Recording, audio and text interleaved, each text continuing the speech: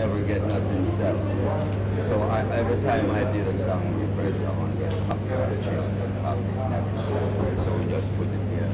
And one day after 20 years, company from Chicago, like in the artist,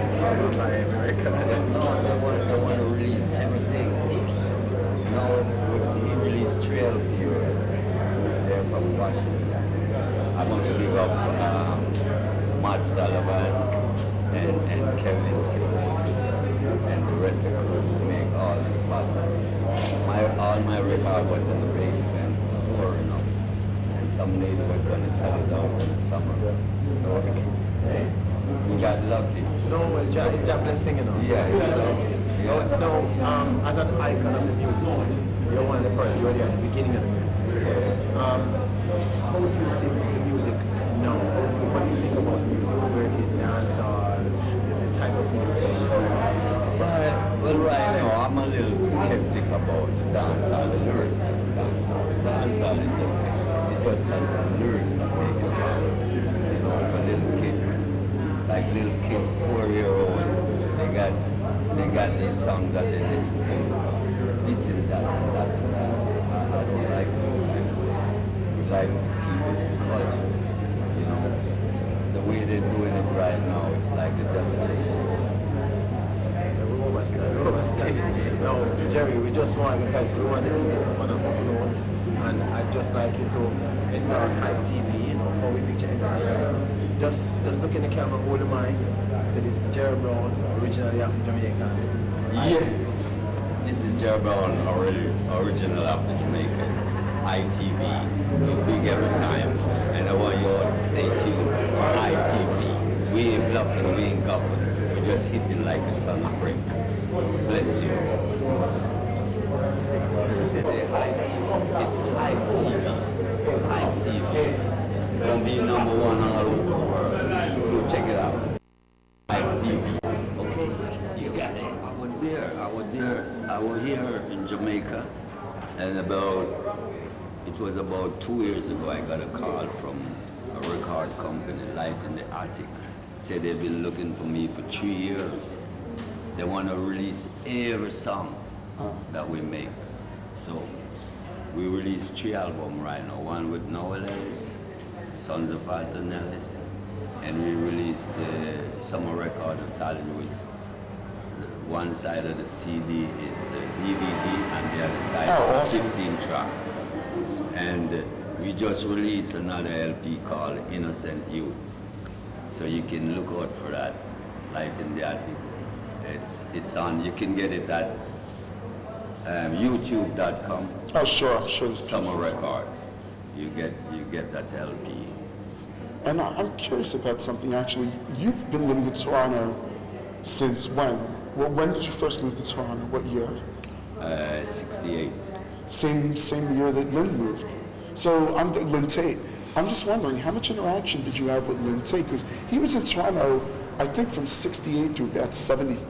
No, he came after us. Cause that club that he played, Jackie Matu, Lord Tanimo and them guys, they came after us. So that's when reggae come into the club. I see. And Lynn Tait never come back to Jamaica. Now Brian Atkin, Jackie Matu, he stayed here too, he bought a house. We actually live at the same place. Oh, that's awesome. Johnny Osborne, Jackie Matu, Stranger Cole. It's a good life in Canada. Yeah, that's you know. But still we ain't getting nowhere the music all along, you see, but we just keep it going. Because you see, if it was money, if we would watch the money thing, it wouldn't work. No. And after a time things boom up, like when artists come from Jamaica, I used to mix for them. So I name the artists. I mix for actually all of them. See, I do the sound mix for them every time artists come. And when artists come and want to do a dub plate, I was just 5 minutes from the airport. Oh, that makes sense. So as he come in, straight at the studio, you see, name the artist. Ken Booth. Ken Booth, you know, Heptones. Heptones, Mighty Diamonds. Mighty Diamonds. Name them. Dennis Brown. How did you introduce yourself? What's your name? A pleasant good afternoon. My name is Gabriel Snyder, and it's a great pleasure to see this movie. I'm so blessed that being a part of it. I'm so enthused. Thank you very much. So, are you an actor? Not actor, but it's the first. You did really well. You did really well. It's a pleasure to meet you. It's a real pleasure to meet you. And of course, you know, we're celebrating the tremendous culture of Rocksteady, music, documentary, film, music videos, you name it. And with me is the brainchild, the person who came up with the concept, who has been working at this for many, many years, and she has given birth to this tremendous concept, and of course the minister, Babsy Green. We're here with him.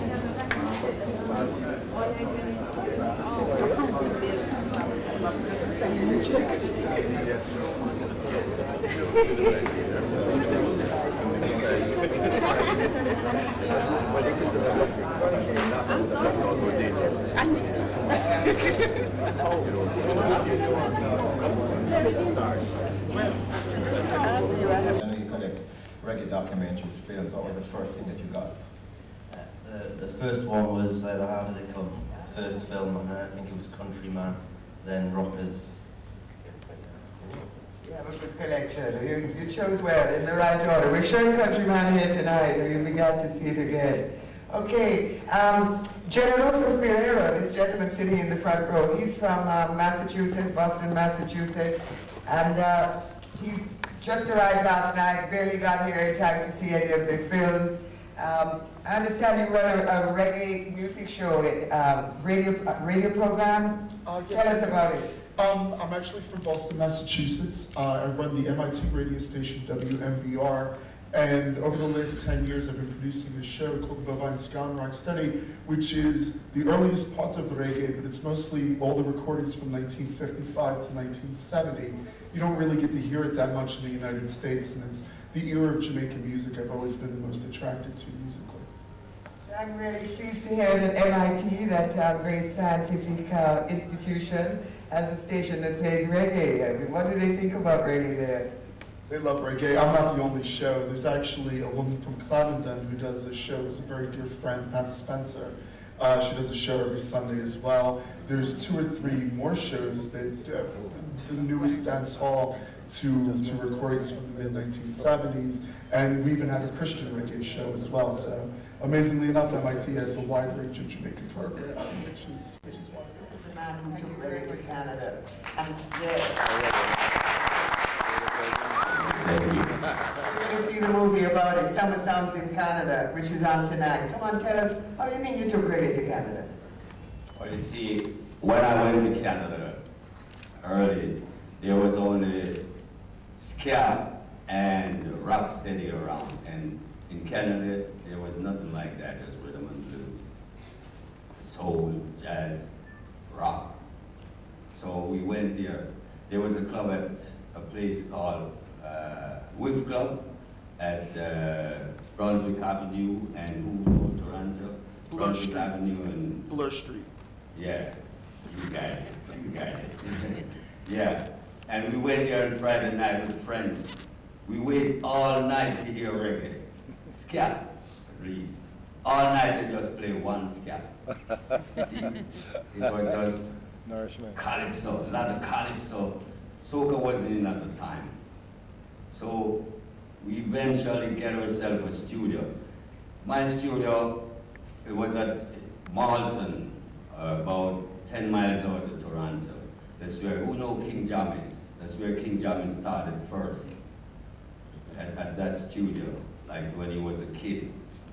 So that studio produced a lot of great people. You see, when we were there making music, the white people say, oh,